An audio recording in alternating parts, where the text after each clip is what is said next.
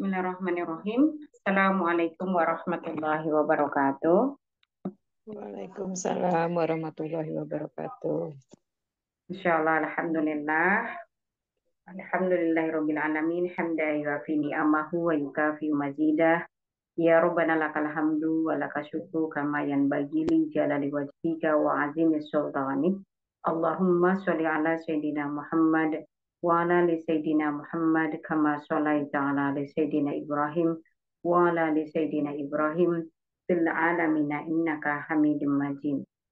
Masya Allah, Alhamdulillah bisa berjumpa di siang hari ya, yang pasti ibu-ibu semua mungkin di weekend biasanya istirahat ya, istirahat, tidur siang mungkin ya, sebagian mungkin memilih hal tersebut, dan Alhamdulillah kita masih diberikan oleh Allah hidayah, salah satunya tetap memanfaatkan waktu sebaik mungkin untuk terus menjadi bagian-bagian bekal kita hingga bisa terus melangkah dalam kehidupan dengan ilmu dan bismillah mudah-mudahan berbuah manis sampai nanti di akhirat ya.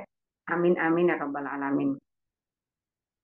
Semoga semuanya dalam keadaan sehat ibu-ibu semuanya. Alhamdulillah. Mari sama-sama kita buka forum ini dengan membaca Al-Fatihah bersama-sama. Semoga menjadi bagian kebaikan dan juga kemudahan-kemudahan dalam mendidik anak-anak maupun di dalam berkeluarga sehingga Allah mudahkan fitrahkan keluarga kita menuju sakinah mawaddah warahmah.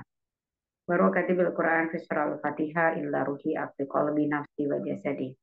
A'udzu billahi minasyaitonir rajim.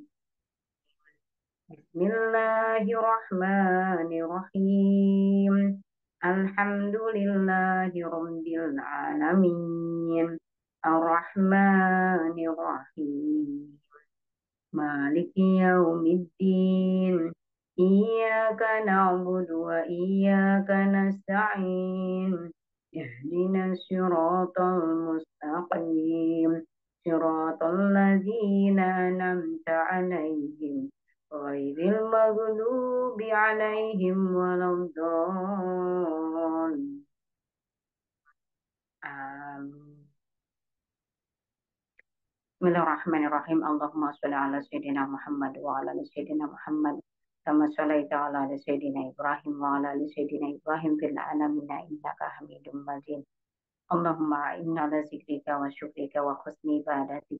Ya hayyu ya qayyum bi rahmatika nastaghits wa aslih lana sya'nana kullah wa la takilna ila anfusina tarfata 'ain. Allahumma inna ala zikrika wa syukrika wa husni ibadatik. Ya hayyu ya qayyum bi rahmatika nastaghits waslih lana sya'nana kullah wa la takilna ila anfusina tarfata 'ain. Allahumma malikal mulki tutil mulka ma tasya wa ta'zi'ul mulka mimma tasya wa tu'izzu ma tasya wa tuzillu ma tasya bi yadikal khair innaka ala kulli syai'in qadir. Rabbana hab lana min azwajina wa dzurriyyatina qurrata a'yun waj'alna lil muttaqina imama. Amin amin ya rabbal alamin. Rabbi sholli sadri wa yassir li amri wahlul 'uqdatam min lisani yafqahu qawli. Alhamdulillah, sehat semua ibu-ibu ya. Ya, alhamdulillah. Baik ibu-ibu yang dirahmati Allah, alhamdulillah hari ini adalah forum Zoom untuk kelas online Akademi Keluarga Muslim ya. Yang di sini adalah tentang tips mendidik anak perempuan.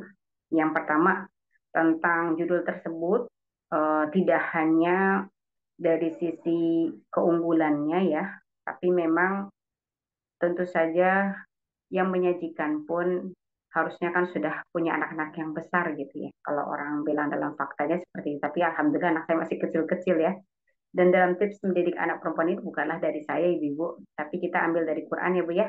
Maka kalau kita harus berbicara tentang diri kita terus, kemudian baru kita memberikan sebuah tips, tentu saja kita tidak akan pernah bisa berbicara surga kalau kita belum ke surga dulu gitu ya. Dan juga ungkapan-ungkapan keberhasilan itu harus dibuktikan dulu baru dibicarakan. Karena memang dalam Islam semua harus sesuai dengan Quran dan As-Sunnah ya.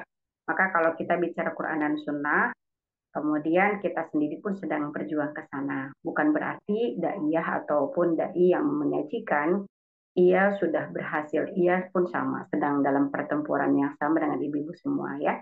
Dan materi ini tentu saja ibu-ibu Tidak hanya untuk kita yang punya masih anak-anak kecil ya, bahkan untuk bisa cucu-cucu kita nanti. Kita berharap nanti bisa diperbaiki hal-hal yang mungkin ada kekurangan atau hal-hal yang kurang tepat ya. Maka insya Allah materi ini Bismillah kita niatkan untuk memperbaiki diri sekaligus menjadi ikhtiar, mudah-mudahan kita dianugerahkan oleh Allah kalau untuk punya anak-anak, anak-anaknya nanti akan membawa kebaikan, jadi anak yang solihah, kemudian juga tidak hanya berkumpul di dunia sampai di akhirat ya ibu ya, kalau yang sudah punya cucu nanti mudah-mudahan terlahir wanita-wanita terbaik di zamannya, yang kelak menjadi anak-anak yang dibanggakan tidak hanya di dunia sampai di akhirat. Kalau yang tidak punya anak perempuan nanti dapat menantu-menantunya, kan menantunya pasti perempuan kan, dan tentu saja akan membawa banyak perbaikan ya. Amin amin ya robbal alamin. Yang pertama adalah tentang kita harus berbahagia menjadi orang tua yang dikaruniai anak wanita ya. Kalau kita punya anak perempuan, karena memang di sini dalam hadis Bukhari barang siapa yang diuji memiliki anak wanita lalu ia mengasuhnya dengan baik, maka anak itu akan menjadi penghalangnya dari api neraka ya. Sebenarnya di sini adalah tentang harusnya kebahagiaan orang memiliki anak wanita. Karena sebenarnya di dalam anak wanita maupun anak laki-laki sama-sama cobaan. Sedangkan di sini saya angkat temanya memang yang anak perempuan dulu ya. Karena pertama, di sebagian zaman Rasulullah dulu pun ketika mereka memiliki anak-anak perempuan ada perasaan terhina gitu. Sehingga akhirnya eh, masa jahiliyahnya Umar bin Khattab pun pernah mengubur hidup-hidup anak perempuannya ya. Kemudian hampir di masa-masa sejarah di setiap negara, setiap memiliki anak perempuan mereka merasa terhina. Jadi memang ada dalam diri eh, manusia hampir di kebanyakan merasa bangga kalau punya anak laki-laki begitu. Kalau punya anak perempuan kebanggaan itu tidak ada. Itu sebenarnya masuk ke dalam perasaan dunia, keduniaan. Jadi kayak orang punya gaji besar, bangga ya. Orang punya mobil lebih daripada 3 rumah yang besar. Nah, seperti itu, sebanding. Jadi perasaan itu akan muncul ketika ia memiliki anak laki-laki sama seperti ia punya harta yang banyak, berlimpah, pekarangan yang besar. Nah, perasaan itu adalah perasaan keduniaan sebelum datangnya Islam. Sehingga ketika datangnya Islam, kemudian diturunkan Rasulullah menyampaikan bahwa siapa yang punya anak perempuan, kemudian ia mengasuhnya, bersabar terhadap ujian-ujiannya, maka ia akan terhalangi dari api neraka. Karena berbicara wanita nanti berbicara tentang banyak hal, karena dari rahimnya keturunan akan dibesarkan, dari dalam kelembutannya akan menghasil pendidikan yang menghasilkan perasaan ya, dan juga banyaknya talent yang dimiliki oleh wanita ketika ia memiliki banyak kepiawaian seperti itu.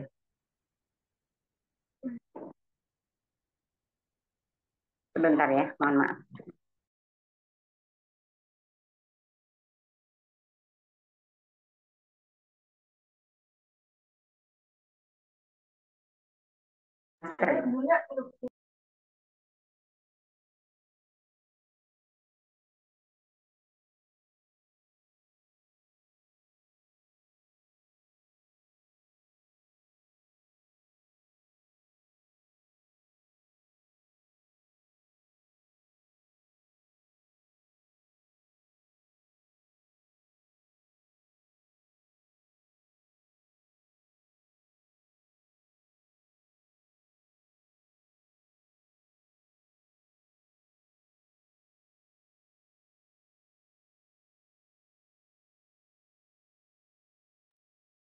Mohon maaf ya, berhenti sesaat tadi.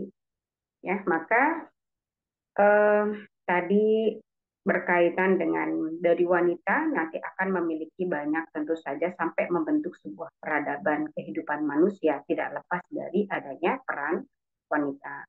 Karena kalau mengikuti nafsu, ya akhirnya banyak di antara kebiasaan orang-orang dahulu merasa tidak bangga ketika memiliki anak perempuan. Itu sebenarnya masuk ke dalam uh, pemikiran primitif gitu ya. ke apa hanya perasaan saja, merasa bangga dengan memiliki anak laki-laki. Padahal justru ketika tidak ada perempuan, bagaimana bisa ada regenerasi, bagaimana kehidupan akan bisa memiliki banyak keturunan, kan tidak mungkin. Bahkan Nabi Adam alaihissalam saja kemudian mengalami kesepian dalam hidupnya, kemudian diciptakanlah dari tulang rusuknya seorang wanita, yaitu Sayyidah Hawa. Ya, ini menjadi bagian bahwa sebagian orang tua memang betul menganggap remeh memiliki anak wanita, kemudian juga mengunggulkan anak laki-laki, dan ini masih terjadi. Ini masuk ke dalam tatanan kebanggaan duniawi ya, disebut dengan pikiran primitif atau kebiasaan orang-orang yang tidak memahami hakikat berpikir yang benar gitu. Jadi memang itu akan terus memunculkan bagi orang-orang yang memiliki kecenderungan perasaan berlebihan terhadap kecintaan terhadap dunia. Jadi kebanggaan yang aneh disebutnya, kayak orang sama seperti kayak punya harta banyak, kemudian dia sombong, kemudian dia punya banyak fasilitas, kemudian dia banggakan, padahal itu titipan Allah. Nah sama, orang-orang yang punya perasaan seperti ini, maka masih didominasi ketika memiliki anak perempuan merasa tidak bangga gitu ya.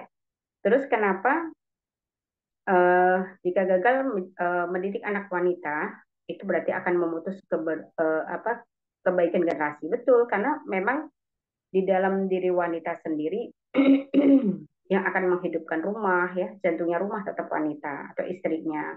Kemudian yang akan memberikan generasi tetap wanita. Sehebat apapun di dalam Quran dan As-Sunnah ya, kisah-kisah wanita yang tangguh, yang kuat, bahkan yang tidak diberikan oleh Allah pasangan, dia tetap bisa mendidik anak-anaknya dengan hebat gitu, menjadi orang-orang pilihan. Begitu juga ketika ada wanita-wanita yang diuji dengan pasangan yang tidak sefrekuensi, dia tetap bisa mendidik anaknya lurus gitu, walaupun bapaknya tidak lurus. Tapi berbeda jauh ketika yang mendidik laki-laki gitu, justru kebanyakan menghasilkan anak-anak yang tidak lurus gitu ya. Maka tidak berhasilnya mendidik wanita akan bermasalah dengan banyak hal gitu ya. Gagal mendidik anak wanita berarti kelak kita juga akan kekurangan ibu yang baik di masa depan. Ini tuh juga termasuk ya, karena tentu saja hampir kebanyakan terbentuknya ibu-ibu berkualitas itu dari perjuangan para ibu-ibu ya.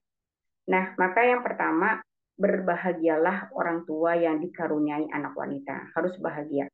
Jangan pernah terpikir dalam diri kita ketidaksenangan ketika kita memiliki anak laki, anak perempuan, dan kemudian kita merasa bangga ketika punya anak laki-laki. Maka kita yang punya anak laki-laki dan perempuan harus memiliki perasaan maupun pikiran yang merubah hal itu. Kenapa? Itu akan sangat berpengaruh ya terhadap kualitas anak-anak kita.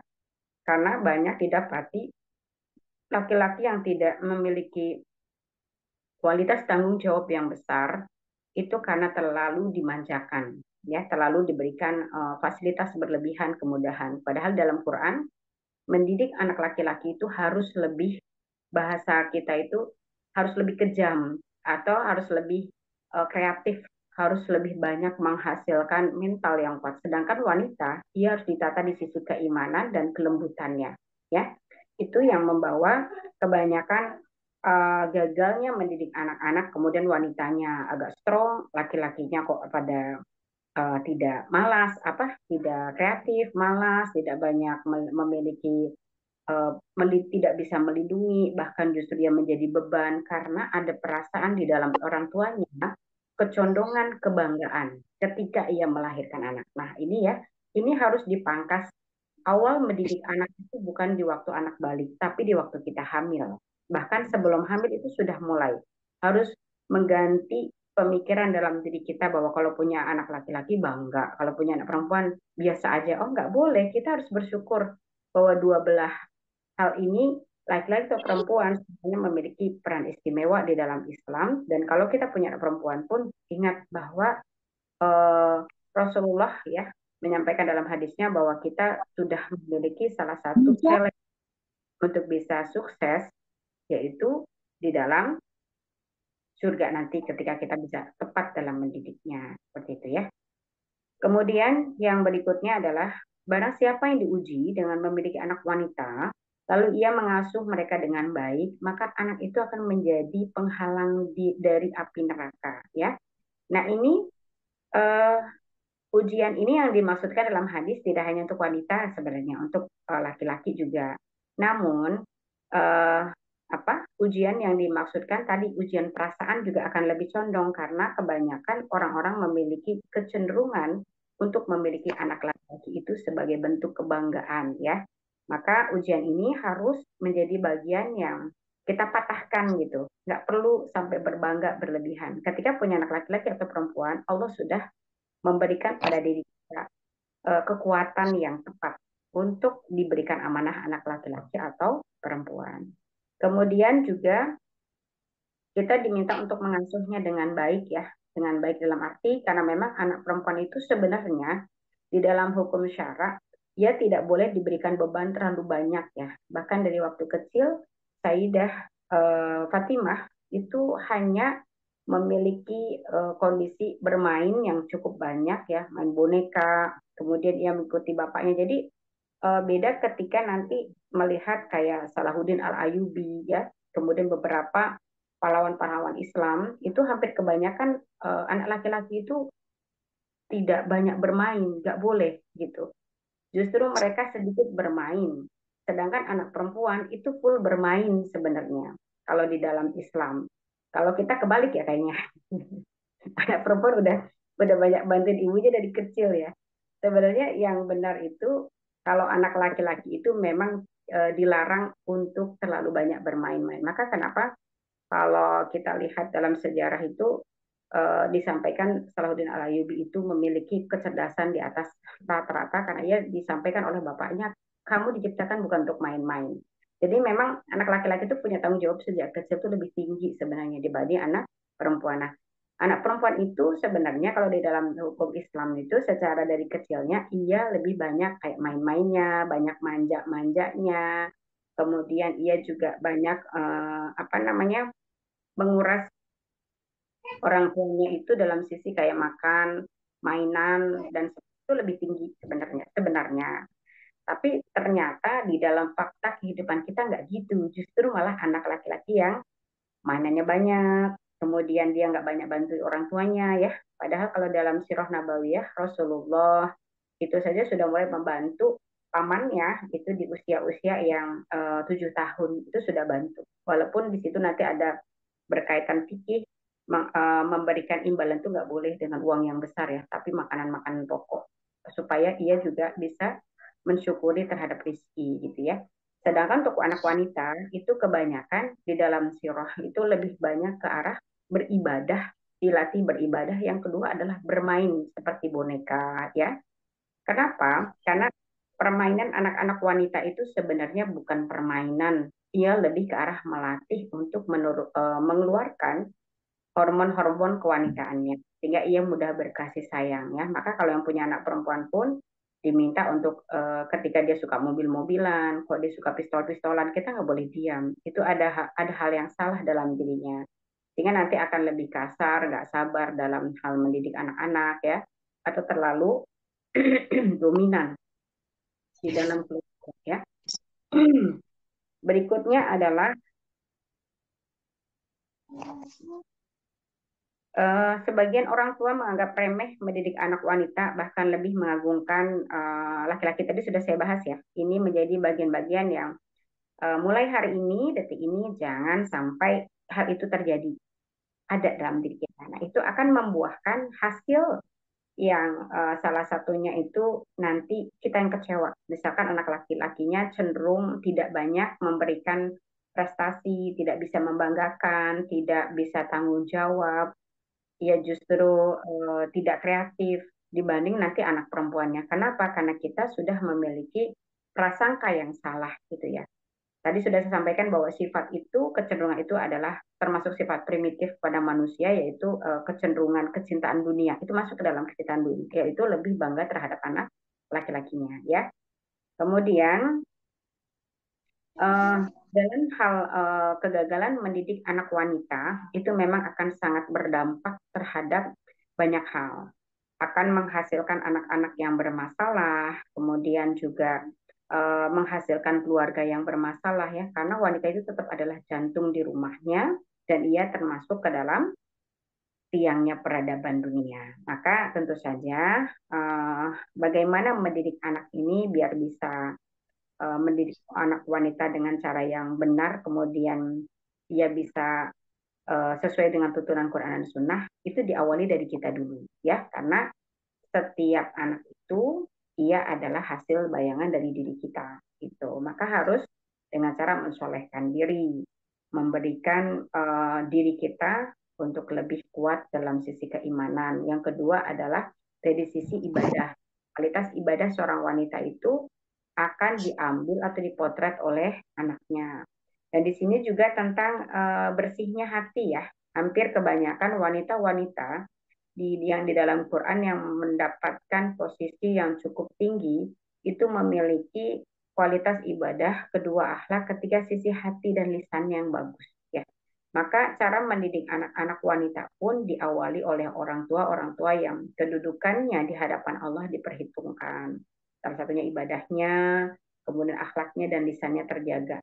Maka insya Allah nanti anak-anak wanitanya pun juga akan terdidik menjadi wanita-wanita yang kuat tapi lembut gitu ya.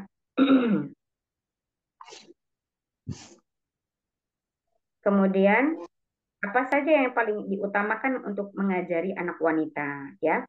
Yang pertama adalah menjaga kesucian diri.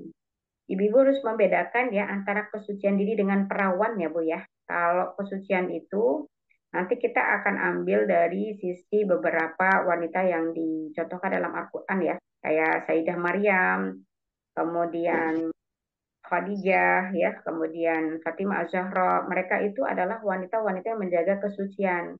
Jadi tidak menjadikan dirinya wanita-wanita yang mudah untuk berinteraksi dengan laki-laki ya.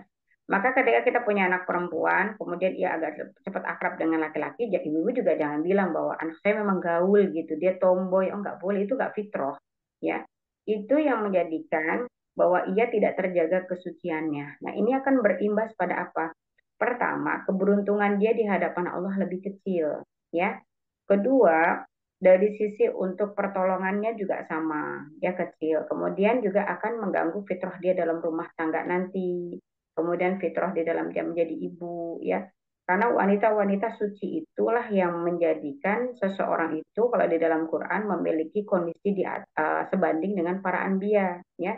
Maka beda antara suci dengan perawan, banyak mungkin yang perawan tapi ia nggak suci karena ia biasa ngobrol sama laki-laki itu nyaman ya, bonceng-boncengan, kemudian nggak malu dengan teman-teman lagi. Kita kan kerasa risih gitu kalau ada laki-laki itu rasa risih karena ngerasa nggak nyaman, lebih nyaman terhadap yang sama-sama wanita. Nah, maka kita harus ajarkan pada anak-anak kita menjaga kesucian tersebut supaya ia tidak mudah untuk bercengkrama dengan laki-laki. Nah, tentu saja itu juga harus diawali dari ibunya dulu. Kalau kita juga sama, lebih ke arah untuk menjaga hal-hal tersebut, ya, menjaga hati, menjaga pandangan. Terus kita juga meminta pada Allah dijaga keturunan-keturunan kita, ya, terutama wanita. Kalau kita punya anak wanita, diminta dijaga supaya kesucian dijaga dan diangkat derajatnya oleh Allah karena menjaga kesucian, ya. Maka eh, ceritakan sedikit demi sedikit tentang kisah-kisah para sahabiah ataupun wanita-wanita solihah di dalam Quran ya.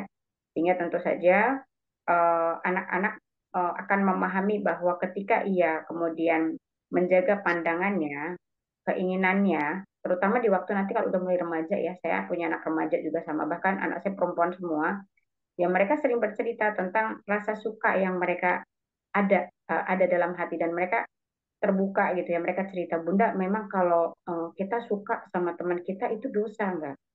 Suka itu nggak dosa karena itu perasaan yang Allah berikan pada setiap manusia, nggak mungkin kita nggak punya rasa suka. Tapi bedanya hewan dengan manusia, kalau hewan menunjukkan rasa sukanya, kalau manusia cukup dengan doa gitu ya. Karena kita belum siap untuk menikah, kita masih butuh ilmu, kita perlu belajar. Maka saya sampaikan tentang kisahnya Sayyidah Fatimah dengan Ali bin Abi Thalib. Mereka memiliki rasa suka, tapi tidak ada yang tahu bahwa mereka memiliki rasa suka. Sampai setan pun tidak tahu. Mereka pura-pura biasa saja, dan mereka hanya bergelut dengan doa-doa mereka. Kalau memang mereka berjodoh, maka satukan. Kalau memang tidak berjodoh, ya Allah kami mohon untuk dilupakan. Nah, itu terus-terus disampaikan, terlebih ketika anak kita sudah mulai remaja ya. Remaja sekarang pun sebenarnya nggak harus SMP, SMA gitu ya. Bahkan SD, SD baru-baru kelas berapa gitu. Karena kenapa media sosial ya, media sosial. Kemudian kehidupan-kehidupan yang di situ sudah nampak kayak campur baur gitu ya, sudah mulai ada. Dan itu memang fitrah pada diri manusia, pasti ada rasa suka gitu. Maka saya memang suka bertanya kepada mereka, teman siapa yang paling mereka sukai. Nah, nanti mereka cerita dari yang paling kecil, yang tengah sampai yang paling gede. Nah, kemudian saya tanya, kalau kamu suka kamu mau ngapain gitu ya.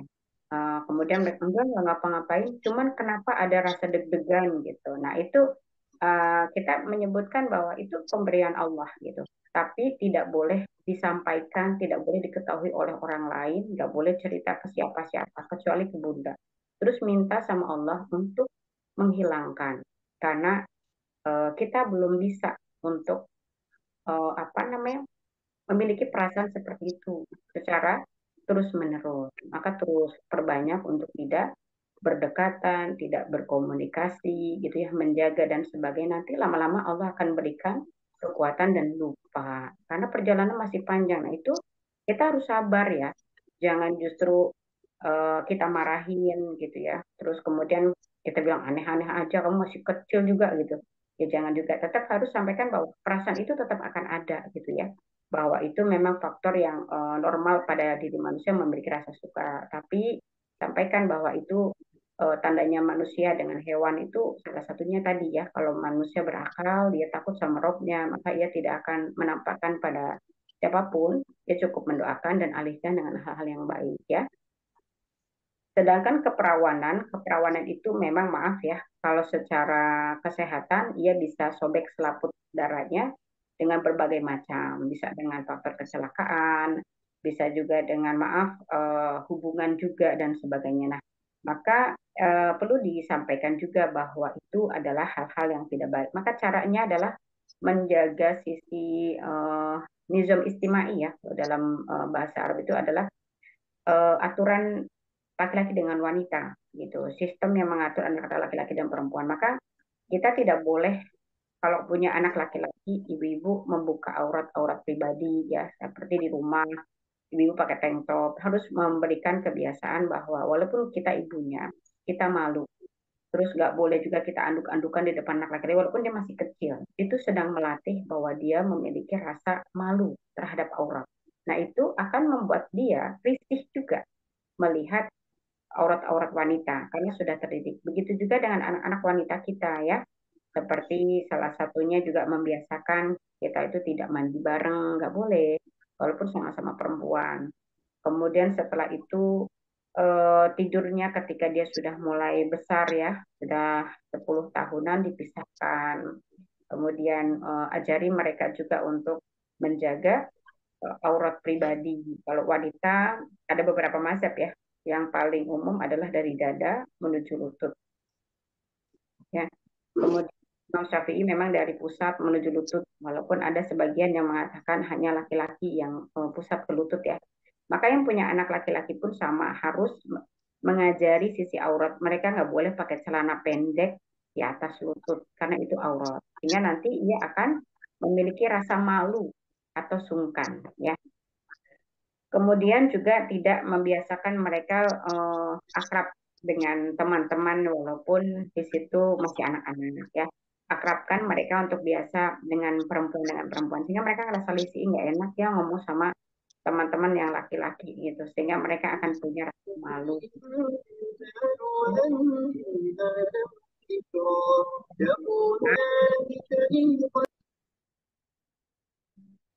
Banyak wanita yang bisa jadi perawan tapi nggak suci. Iya, karena kenapa? Badannya biasa disentuh-sentuh, bibirnya dicium-cium ya. Walaupun maaf tidak ada yang masuk di dalam alat kelamin, memang nggak ada.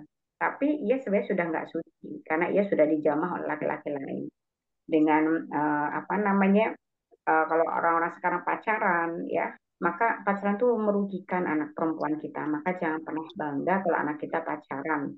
Begitu pula kalau punya anak laki-laki, jangan pula membiarkan dia pacaran. Karena sesungguhnya itu justru akan membawa keburukan ya. Ia jadi tidak malu, dia biasa dipegang-pegang, biasa dibonceng sana sini, janganlah ya. Karena tetap kita ingin selamat anak kita itu dunia akhirat, dan insya Allah itu akan membawa keberuntungan dalam rumah tangganya akan lebih banyak berkah ya, karena dosa-dosa di masa lalu itu akan menghambat kebahagiaan. Padahal suaminya udah baik, udah ngasih nafkah, tetap aja dia merasa sendiri dan sedih. Sebenarnya bukan karena faktor ia tak pandai bersyukur aja, tapi ada asbab yang membawa dia susah bersyukur. Salah satunya, ia sudah tidak suci secara fisik, secara mata, maupun secara pikiran. Karena ia sudah mulai terbiasa tidak menjaga pandangan. Di dalam Islam, menjaga pandangan itu besar ya, besar sekali untuk mendapatkan kemujuran. Bahkan sebagian itu sampai antipati untuk menetap lawan jenis ya. Hmm. Kan kecerdasan mereka. Kemudian bisa dibantu nggak itu supaya apa namanya mikrofonnya dimatikan dulu ya, suaranya saya terganggu. Kemudian mengganggu juga pertama di sisi kecerdasan ya, kecerdasan. Jadi orang penuntut ilmu itu sampai tidak mau menatap atau melihat lawan jenisnya. Kedua, akan menghilangkan dalam hati ketenangan. Jadi baperan gitu ya. Suka ngerasa hampa-hampa nggak jelas. Bukan lapar, bukan. Tapi hampa itu rasanya hatinya aneh gitu. Kadang-kadang pengen nangis, kadang-kadang nggak jelas. Nah itu masuk memang betul gangguan setan. Tapi asbabnya adalah ia tidak mampu menjaga kesucian. Baik secara pandangan maupun secara fisik ya, dan juga tidak punya rasa muroah atau malu ya, kemudian nggak punya jaga ifah tuh nggak ada rasa kayak menjaga harga diri kita sendiri ya di hadapan Allah sebagai wanita untuk orang lain. Nah maka jangan biasakan anak kita berinteraksi dengan laki-laki.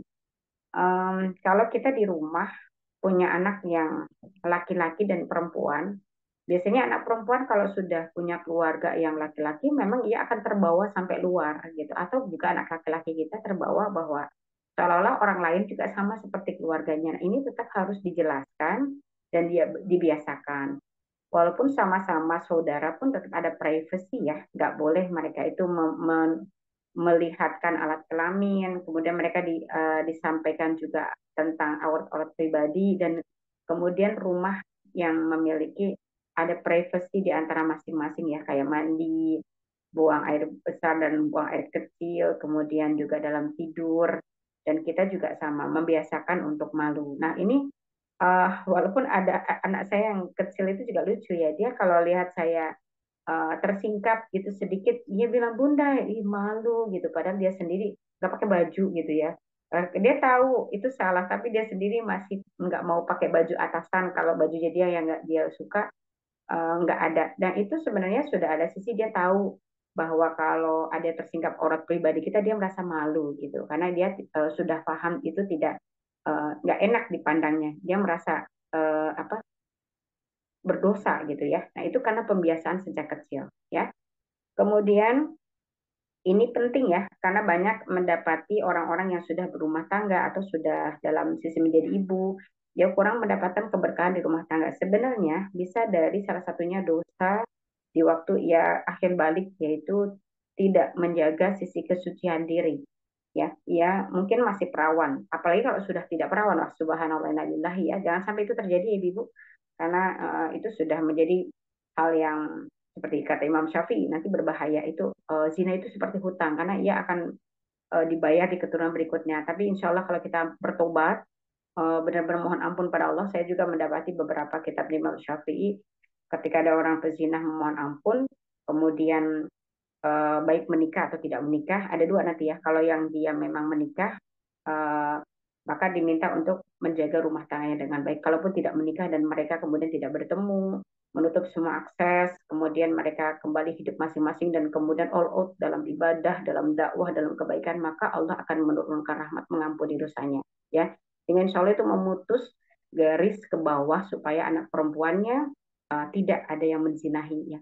Sehingga menurut Imam Syafi'i, taubatnya orang zina harus all out. Nggak boleh dia separuh-separuh, ibadahnya harus lebih kencang, dia harus lebih baik di atas manusia yang lain. Kemudian dia dalam sisi ibadah, dakwahnya, kebaikan harus all out. Maka insya Allah itu menjadi bagian pemutus zina ke bawah. Sehingga tidak akan mengalami lagi. Bismillah ya. Sehingga itu menjadi bagian-bagian yang dipertanyakan. Kemarin banyak yang masuk ke saya tentang fikihnya orang yang sudah berzina. Karena kita memang tidak mau. Pada Allah ada yang terjadi, dan ternyata Imam Syafi'i membahas hal tersebut. Ada yang memang menyebutkan hutang, tapi kalau sudah bertobat dengan sungguh-sungguh, maka insya Allah akan diputuskan oleh Allah, tidak terjadi di keturunan berikutnya. Ya. Kemudian Quran sendiri memberikan gelar terbaik Maryam itu sebagai wanita terbaik ya, menjaga kesucian dan sikap. Maka dikatakan wanita suci itu adalah ia menjaga sisi lisan. Nah, wanita itu nggak boleh ceplas-ceplos, kemudian kebanyakan bicara gitu ya, ngakak-ngakak gitu ya. Itu tandanya nggak suci.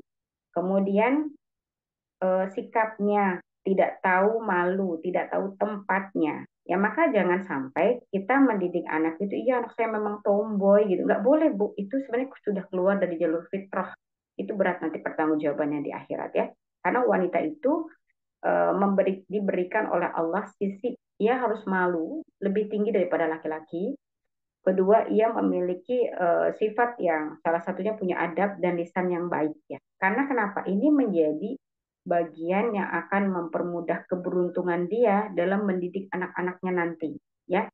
Maka kenapa Sayyidah Maryam yang ia dari kecil itu sangat menjaga kesuciannya sampai ia tak bertemu dengan laki-laki kecuali mahramnya. Walaupun Allah memberikan cobaan baginya menanamkan benih dalam rahimnya ya sebagai bentuk cobaan, tapi kan yang keluar itu Nabi Isa alaihissalam. Itu membuktikan bahwa yang keluar tuh orang berkualitas, nabi gitu ya. Karena kenapa? Berkahnya dia menjaga kesucian, suci dari sisi pandangannya, suci dalam sisi lisan dan akhlaknya ya, suci dalam sisi tubuhnya, sampai di alat kelaminnya sendiri pun ia tidak tersentuh gitu, tapi tetap diberikan oleh Allah, yaitu mukjizat salah satunya adalah diberikan anak yang sekualitas Nabi Isa alaihissalam. Nah, kalau untuk anak kita tidaklah seperti Maryam yang tidak menikah gitu, enggak, tapi ikutilah dari sisi kualitas ibadahnya bagus, lisannya tertata ya, dan kemudian Maryam itu memiliki kecerdasan bahasa sejak kecil ya, bahasanya tertata, indah gitu ya, bahasa doa disebutnya. Jadi kayak berbicaranya kayak dengan rohnya gitu. Sehingga kalau pamannya sendiri itu kalau bertemu sama Maryam tuh sampai ngebatin gitu. Aku tuh pengen banget punya anak kayak gitu gitu. Hampir semua orang yang melihat Sayyidah Maryam itu akan tertegun karena bahasanya rapi, indah, kayak berbicara dengan orang-orang dewasa yang kalau ngomong itu sampai nyentuh ke hati gitu. Ketika ditanya, kamu makanan dari mana gitu, aku makan dapat dari Robku, Allah itu memberikan rezeki dari segala arah gitu. Kemudian ia tak pernah menghitung-hitungnya, tidak sama dengan kita yang sering menghitung-hitung ibadah kita gitu kan. Usia-usia yang masih kecil, kisaran 7 tahun berbicara begitu tuh bikin orang tuh shock gitu, terutama orang-orang yang udah dewasa. Jadi bahasanya memang bahasa dari hati yang bersih karena ibunya sendiri rajin berdoa, beribadah, dan dia sangat menjaga pergaulannya, sehingga yang nampak pada anaknya pun lahir dari bahasa-bahasa yang sampai nyentuh ke hati gitu ya. Nah, itu terjadi pada Sayyidah Maryam. Nah, ini bisa kita contoh ya. Salah satunya adalah karena Sayyidah Maryam ini dijadikan sebagai simbol keberhasilan wanita yang memiliki gelar terbaik. Ia pemimpin wanita menuju surga, salah satunya ya. Kemudian wanita suci, kemudian yang dijadikan sebanding dengan Anbiya. Anbiya itu laki-laki semua ya, nggak ada yang perempuan. Tapi kalau yang di Quran yang sebanding dengan Anbiya itu ya salah satunya adalah Sayyidah Maryam, gitu ya. Karena sisi akhlaknya bahasanya, kemudian tingkah lakunya, kekuatan ibadahnya itu sebanding dengan para nabi gitu. Walaupun dia pada waktu itu masih kecil sampai ke tingkat berikutnya seperti itu ya. Kemudian berikutnya adalah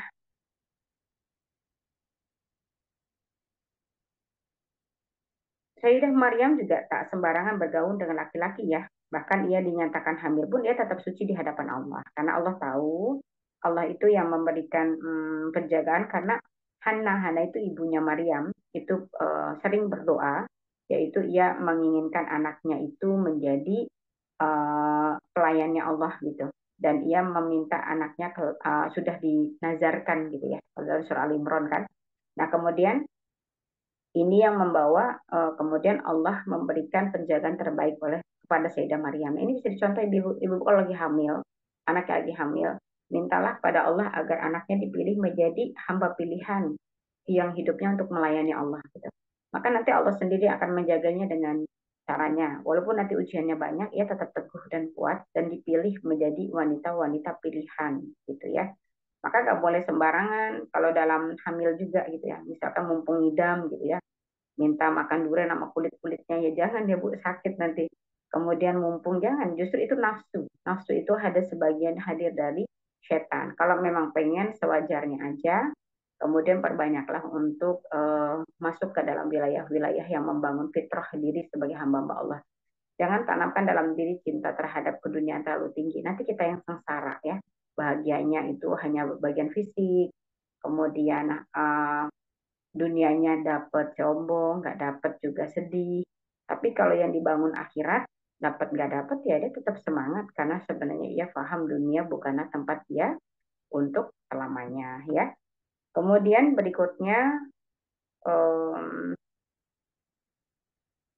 ada juga Budak Khadijah ya. Beliau memang istri Rasulullah yang nggak perawan sebenarnya karena beliau pernah menikah sampai 3 kali ya. Tetap disebut sebagai at-tahirah ya. Disebut dengan at-tahirah itu artinya wanita suci. Kenapa? Karena beliau sangat menjaga sekali ya. Karena beliau itu walaupun cerdas, pintar, multi talent, kemudian memiliki apa kepandaian dalam hal berdagang, pengusaha ya. Kalau kita bilang itu ya businesswoman. Tapi beliau tuh sangat menjaga dirinya untuk tidak bergaul dengan sembarangan laki-laki, akhlaknya bagus, santun, sehingga banyak laki-laki yang melamarnya berkali-kali ketika memang beliau sempat menikah beberapa kali, meninggal suaminya kemudian ada lagi, nah, tapi beliau tidak menjadikan itu sebagai bentuk untuk bisa bahasa kita mendapatkan laki-laki yang seperti ia inginkan. Ia justru tetap menjadikan Allah segala-galanya. Maka sampailah keinginannya untuk menikah bersama kepada Rasulullah gitu ya. Karena beliau sendiri orang yang sangat terjaga secara hati dan perasaan ya. Nah, ini bagian-bagian yang menjaga bahwa Sayyidah Khadijah pun walaupun ia sudah nggak perawan, tapi ia tetap diberikan sebagai ada sebutan gitu ya, disebut dengan wanita suci karena memang beliau selain akhlaknya bagus, tingkah lakunya cantik, kemudian lisannya tertata sekali gitu ya. Karena wanita itu memang dari Sayyidah Asiyah istri Firaun, Sayyidah Maryam, kemudian Sayyidah Khadijah, hampir kebanyakan wanita-wanita yang di nomor satu kan di dalam Quran itu salah satu yang paling dijadikan unggulan adalah lisannya. Lisan mereka itu tertata gitu. Jadi kalau ngomong otak kita tuh langsung encer, hati kita langsung anget gitu. Kenapa? Yaitu kata-katanya memang bukan dari syahwat, tapi dari keimanan gitu. Ini yang membawa mereka-mereka ini sangat dihormati. Jadi kalau dia bertemu dengan lawan jenis pun lawan jenisnya tidak akan keluar sisi hormon laki-lakinya, tapi lebih ke arah menghormati beliau sebagai wanita yang suci gitu ya. Karena lisan-lisan mereka tuh dan akhlaknya sangat terjaga ya. Terus kemudian berikutnya,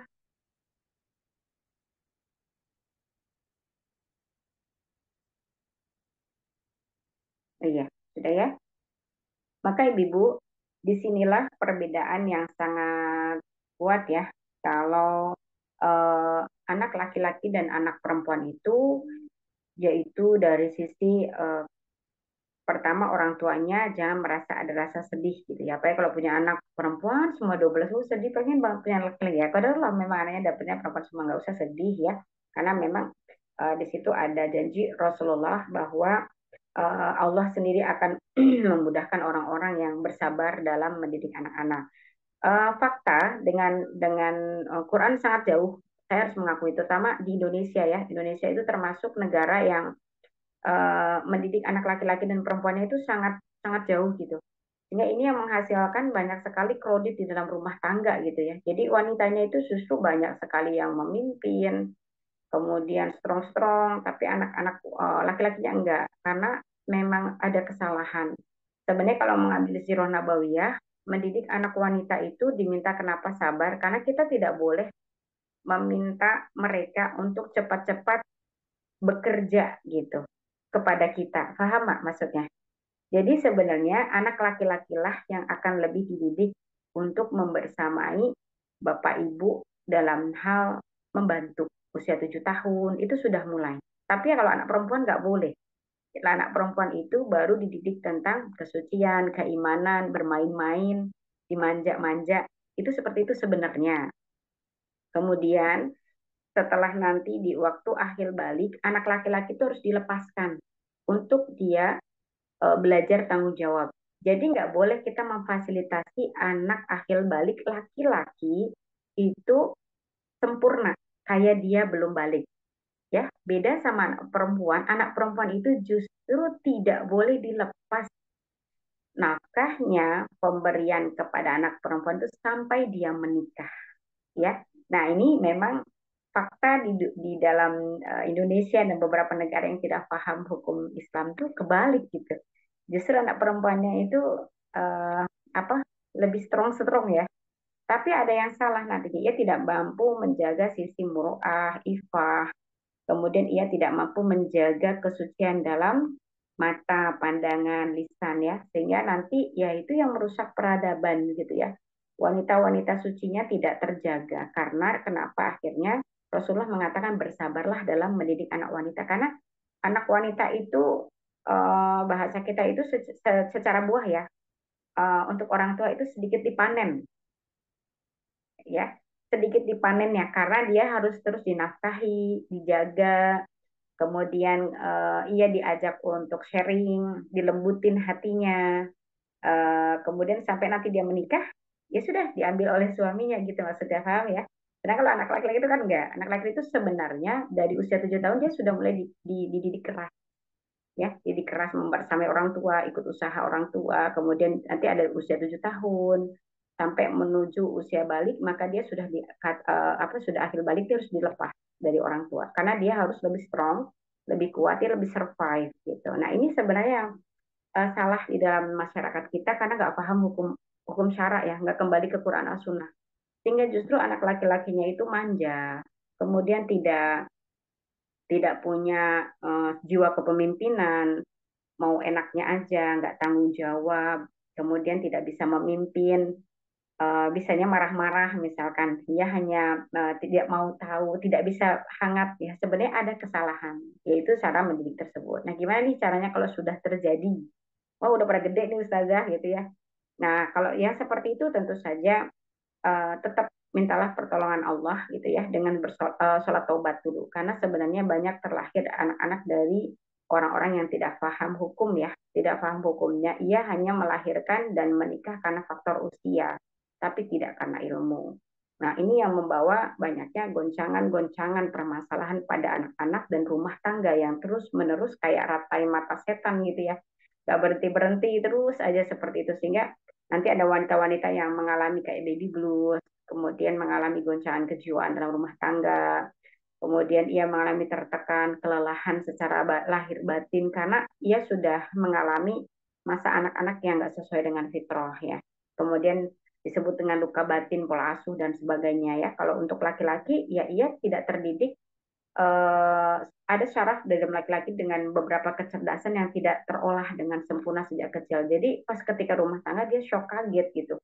Sedangkan ia harus menafkahi, harus membimbing, harus sabar, Kalau istrinya ngomel terus dia nggak boleh juga nyautin gitu ya. Seperti yang dilakukan Umar bin Khattab dan juga Rasulullah ketika mereka ketemu, mereka sama-sama curhat kalau mereka mesti marahin istrinya masing-masing gitu ya. Tapi mereka padahal orang-orang berkelas yang bahasa kita ditakutin gitu kan di Mekah.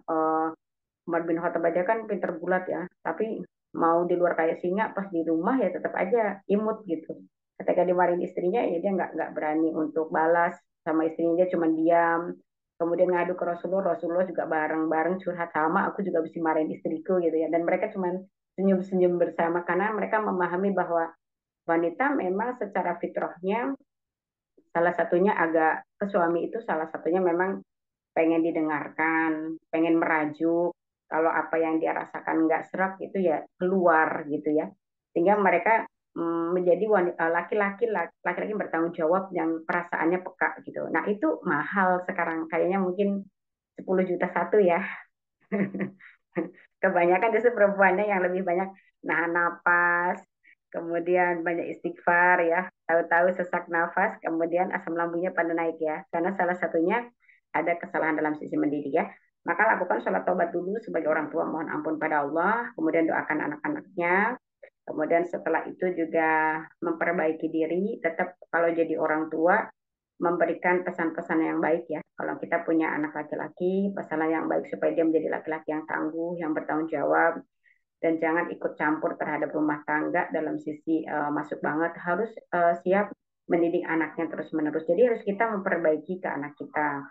Yang perempuan juga sama. Kita punya anak perempuan, maka fokuslah pada anak perempuan kita supaya sabar, supaya meraih pahala Allah ya, kemuliaan di hadapan Allah. Kemudian juga membimbing ketika ternyata anak-anak kita pernah mengalami kesalahan-kesalahan di masa lalu ya, untuk terus mendoakan dan juga ya jadi bertobat, kemudian juga menjalin komunikasi yang baik. Dilakukan terus-menerus dan kontinu sehingga insya Allah mudah-mudahan Allah berikan perbaikan ya, seperti itu. Silakan, ada yang mau disampaikan atau mau ada yang ditanyakan?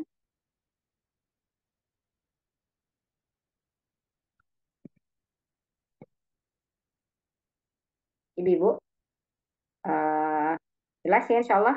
Tapi ada yang mau ditanyakan mungkin sharing. Ini materi ini sebenarnya saya dapatkan dari Parenting Nabawiyahnya Ustadz Budi Ashari ya. Dan memang kalau bicara di Quran itu mendidik anak laki-laki dan perempuan itu cantik gitu Bu.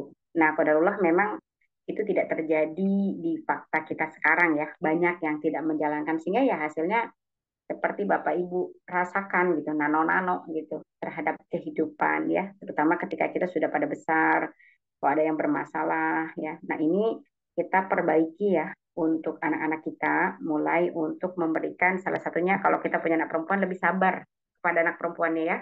Jadi jangan apa namanya bahasa kita itu banyak ngeluh ya. Mengeluh itu menutup pintu-pintu berkah. Jadi jangan sampai mengeluh gitu, aduh anak saya nih jarang bantuin saya gitu. Adukanlah kepada Allah dengan cara mendoakan. Terus didoakan dengan ikhlas.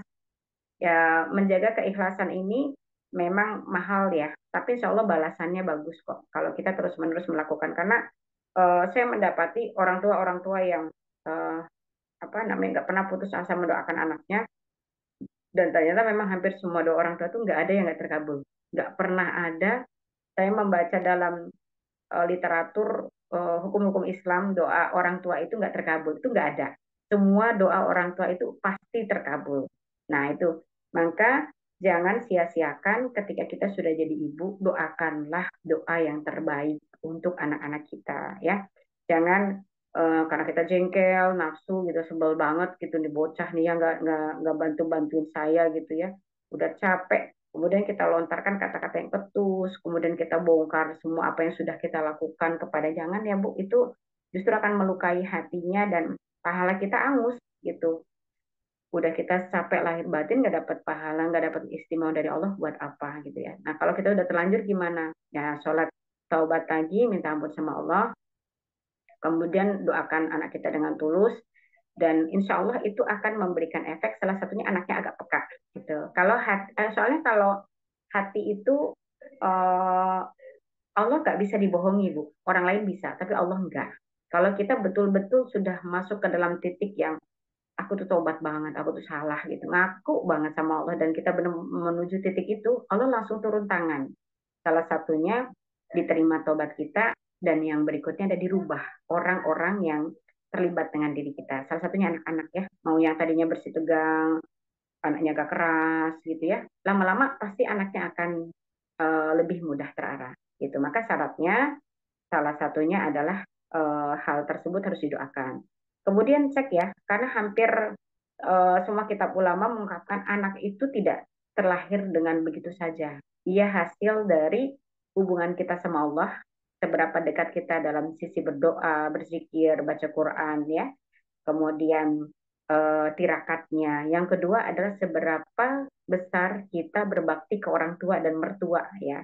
Maka kalau mertua dan orang tua kita mau sekafir, sezolim apapun, ambil sisi baiknya aja buat cari berkah ya. Jangan jangan sampai kita berlarut-larut terlibat pertengkaran atau hal hubungan yang buruk ya ke orang tua.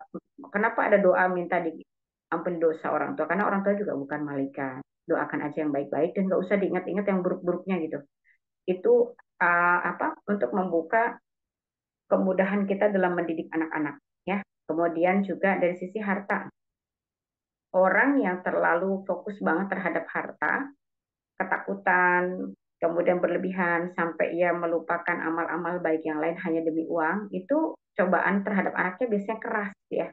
Anaknya keras atau susah diatur. Nah, ini menjadi bagian-bagian yang dievaluasi, maka kenapa Rasulullah menyarankan setiap orang tua itu satu memperbanyak sholat sunnah untuk kebaikan anak-anaknya. Ya, jadi sholat sunnahnya harus lebih banyak kalau kita sudah punya anak daripada sebelum kita belum punya anak.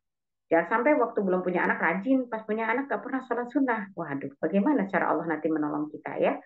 Kemudian yang berikutnya adalah bersodakoh. Bersodakoh untuk anak-anak kita. Jadi boleh sodakoh pakai sebutin nama Bu. Kalau ibu-ibu rada-rada bersih tegang, anaknya 12, anak yang nomor 10 misalnya agak-agak alot gitu ya. Maka ibu jangan sering mengungkapkan ya anak ini keras gitu, anak ini jangan, justru ia didoakan, kemudian disembunyikan dalam cerita demi cerita. Yang berikutnya adalah mensodakohi anak tersebut dengan menyebutkan namanya. Ya itu yang disampaikan Rasulullah ketika ada sahabat yang anaknya keras. Kemudian Rasulullah memberikan pesan untuk orang sahabat tersebut memberikan sodakoh dan juga sholat taubat ya gitu. Maka kalau ada yang bermasalah dengan anak-anak kita pengen dilembutkan maka atau mungkin terarah sampai ke depannya maka doakan yang baik buat tirakatnya juga, kemudian berikut menambah sholat sunnah, jangan malas ya. Kemudian ini menjadi kekuatan wanita ketika ibu-ibu maaf tidak memiliki harta yang cukup, kemudian tidak memiliki kecerdasan di atas rata-rata gitu ya. Hampir kebanyakan anak-anak terlahir dari wanita-wanita yang bukan yang hanya cerdas, tapi yang ia keimanannya bagus ya. Kalau imannya sudah bagus, ibadahnya kuat, anak-anaknya akan Allah didik dengan pendidikan yang terbaik. Seperti itu ya. Silakan ada yang mau ditanyakan?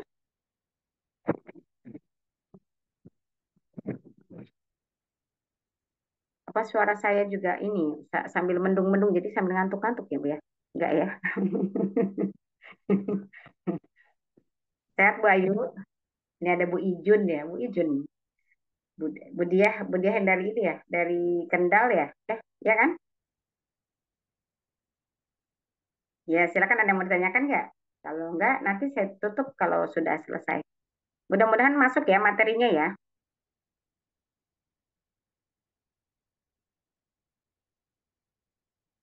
Cukup? Ada yang mau ditanyakan nggak?